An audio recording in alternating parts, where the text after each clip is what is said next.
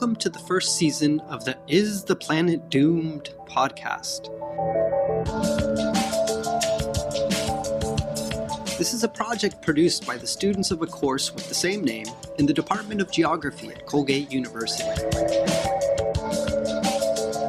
By unpacking some of the world's most pressing and complex problems, the episodes in this podcast help answer the question, well, are we doomed? In this episode, Samantha Lovely reveals how California's wildfires are being stoked by some very unnatural causes. To say that Michelle Flores had a rough few weeks is an understatement. The flight attendant and former firefighter survived 2 catastrophic events within 2 weeks. In October of last year, she lived through the Las Vegas mass shooting unscathed. Just weeks later, she was forced to pick up a garden hose to defend her California home from oncoming wildfire. The next day, the fire burned her home to the ground. We've all heard news about California's infamous wildfires. Maybe you've experienced them yourself. But the question that often pops into people's minds when the subject of wildfire comes up is, why do people like Michelle have homes in fire-prone areas in the first place? Wildfire is a natural part of California's ecosystem. It's not going away, and scientists say that climate change is probably making these fires worse. But there's far more at work in the making of a wildfire disaster than the questionable individual choices of people like Michelle. Maybe we should consider that wildfire is not a natural disaster at all. Sure, fire is a force of nature, but it's actually social structures that make these fires so devastating.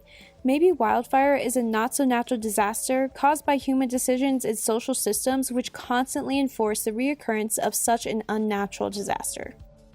Wildfire has been a natural feature of California's landscape for a long time, but that doesn't explain why 2017 was the worst fire year in nearly a decade. In fact, you would think it would be the opposite. Advances in science and technology should decrease fires, right? Not in this case.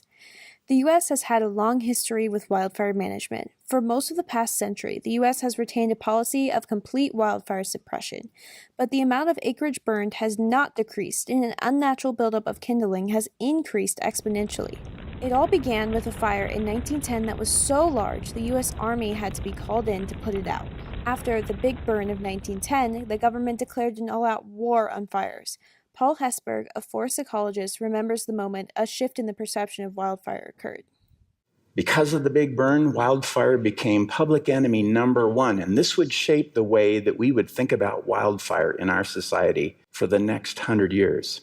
Thereafter, the Forest Service was tasked with the responsibility of putting out all wildfires. And from this point on, it was now fire suppression that would become a prime shaper of our forests.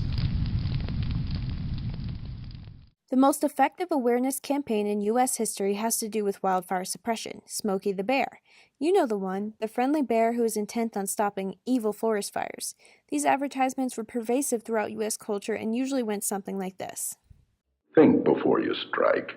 Put the life out of your campfires. Before the campfires, put the life out of the forest. Sometimes people come here and they get careless. Please don't be careless. Remember, only you can prevent forest fires. Only you.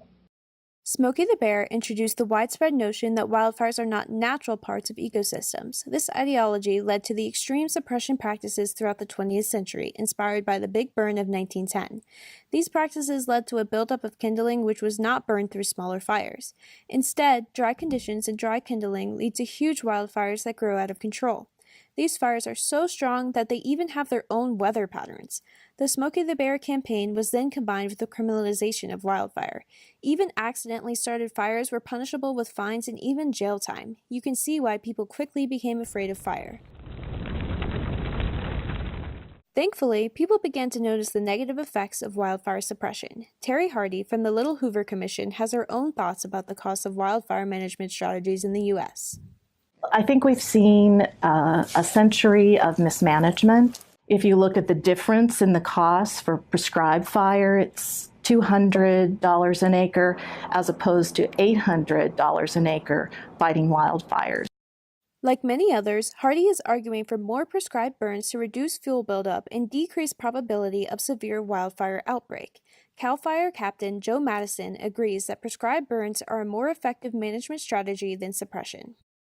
The more fuel that there is, the hotter it burns. And so it's important for us to have less fuel so that we can get closer in to actually put our fire lines in.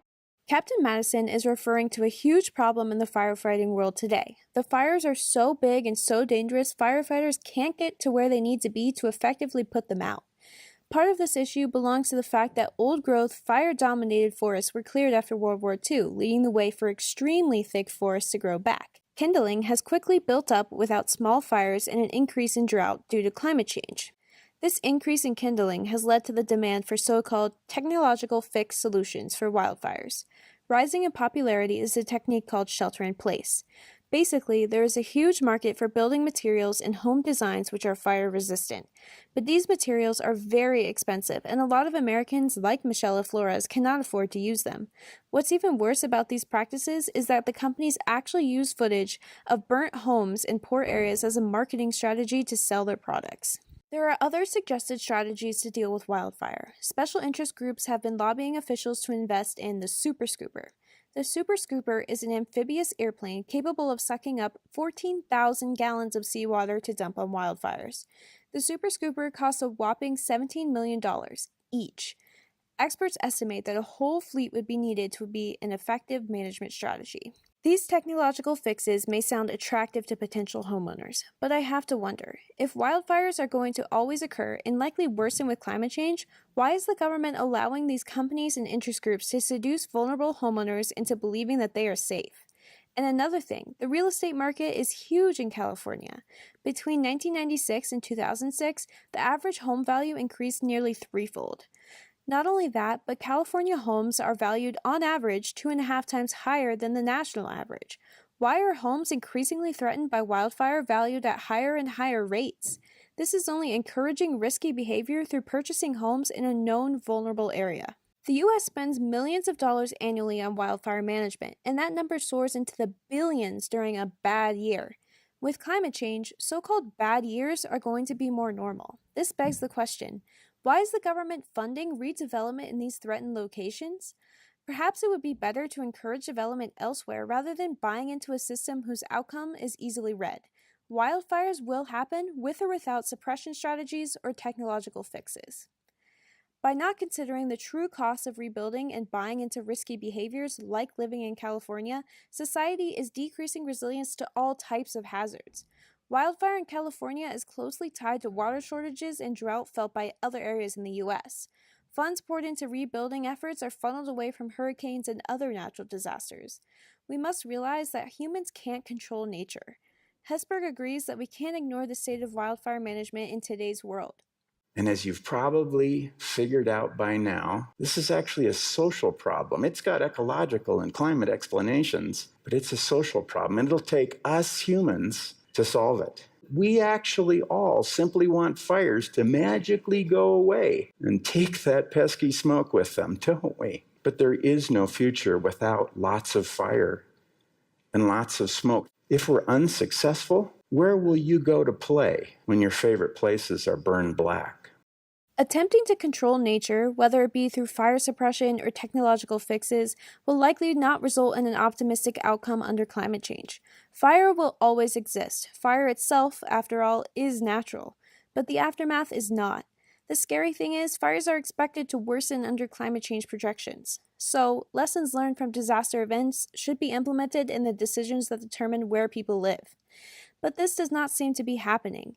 These lessons should be telling us that the world is changing, and we play a role in that change. Maybe the solution to California wildfires lies in controlled burns, but more than likely, wildfires will require movement to safer ground. After all, wildfires should be considered a not-so-natural disaster. So, we must take action. Our decisions as a society and as individuals push us towards certain predictable outcomes and unnatural disasters. Investing in short-term fixes will not stop wildfires from occurring in California. A changing climate seems to be one of the many roots of this issue. So, what are we going to do as a society to mitigate climate change?